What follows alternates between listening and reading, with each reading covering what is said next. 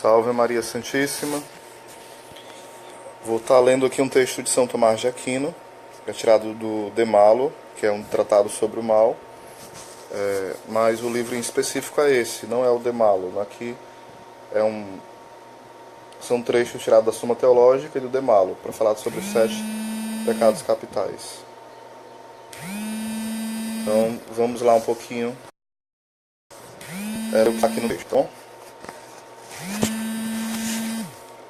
Para o esclarecimento desta questão, é necessário exatamente o que é a soberba, para assim poder discutir-se se é um pecado específico.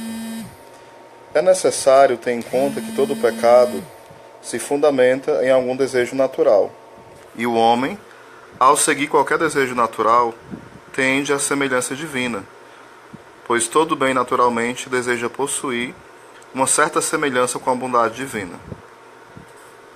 Por isso diz Santo Agostinho, nas Confissões, dirigindo-se a Deus: a alma fortifica, aliás, a alma fornica, isto é, a alma peca, quando se afasta de ti, e procura fora de ti aquelas coisas puras e limpas que só encontra quando retorna a ti.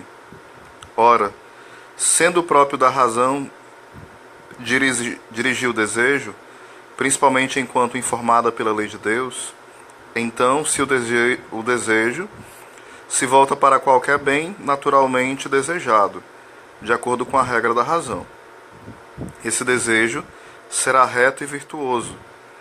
Será, porém, pecaminoso se ultrapassar essa regra ou se não chegar a atingi-la. Por exemplo, o desejo de conhecer é natural ao homem, e tender ao conhecimento de acordo com os ditames da reta razão é virtuoso e louvável. E além dessa regra, é o pecado. É o pecado da curiositas, que também vai falar na Suma Teológica também, né? Ou seja, ficar aquém dela é o pecado da negligência. Ou seja, nem pode ser além, nem aquém. Eu não querer saber de nada, eu querer ignorar tudo, eu querer ter um conhecimento que ultrapassa todos os meus limites e da forma errada. O conhecimento pelo conhecimento, né? Nem além, nem aquém. Nem uma coisa, nem outra, né? O equilíbrio. O equilíbrio, eu repito, né?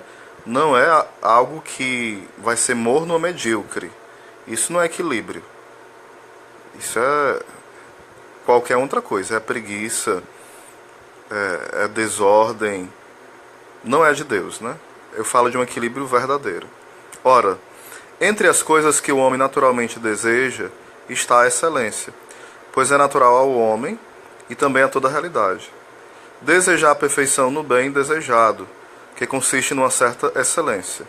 Tender a essa excelência segundo a regra da razão divinamente informada, será um apetite reto, e é próprio da virtude da magnanimidade, segundo o que diz o apóstolo em 2 Coríntios, capítulo 10, versículo 13. Quanto a nós, não nos gloriemos sem medida, como que por uma regra que nos é estranha, mas segundo a regra que Deus nos deu como medida. A deficiência em relação a essa regra é o vício da pusilanimidade, ou seja, um coração pequeno, tacanho, né?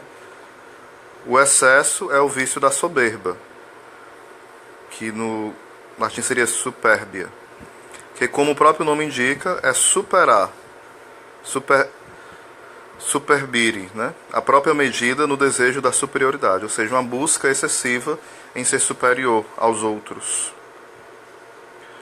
Por isso, Agostinho fala o seguinte: ele afirma que a soberba é um distorcido desejo de grandeza, e como a medida não é a mesma para todos, o que não é soberba para um pode ser para outro. Por exemplo, não é soberba para um bispo exercer os atos próprios da dignidade episcopal. Para um simples sacerdote, seria soberba em empreender o que é próprio do bispo. Assim, pois se a excelência tem a forma própria de um determinado bem desejável, embora materialmente se encontre em muitos comportamentos, fica claro que a soberba é um pecado específico, pois o ato e o hábito se especificam segundo as características formas do objeto, ou dos objetos.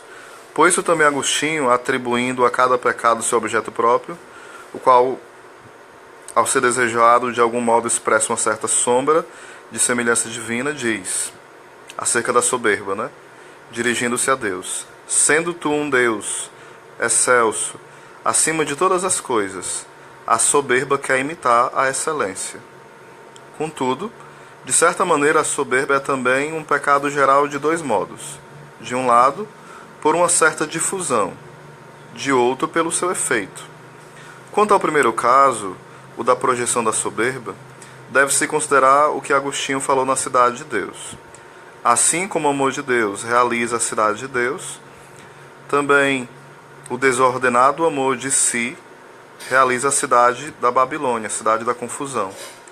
E tal como no amor de Deus, o próprio Deus é o fim último, a qual se dirigem todas as coisas que são amadas por um reto amor, assim também, no amor da própria excelência, encontra-se um fim último, a qual todas as coisas se dirigem.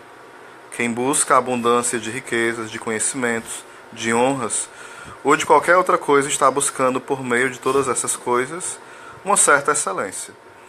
Tenha-se em conta que em todas as artes e nos hábitos operativos, a arte, o hábito, ao qual pertence o fim, comanda os movimentos das artes ou hábitos que diz respeito aos meios para o fim. A arte de navegar, ela é decisiva no uso do navio, determina a arte da construção do navio. E o mesmo se verifica em todos os campos. Daí que também a caridade, que é o amor de Deus, comanda todas as virtudes. E embora seja uma virtude específica, se atentamos para seu objeto, no entanto, por uma certa projeção do seu domínio, é comum a todas as virtudes, e é chamada forma e mãe de todas elas. Do mesmo modo, a soberba, ainda que seja um pecado específico em virtude do seu objeto próprio, no entanto, por uma certa projeção de seu próprio domínio, é comum a todos os pecados, e é chamada raiz e rainha de todos os outros pecados, como fica evidente por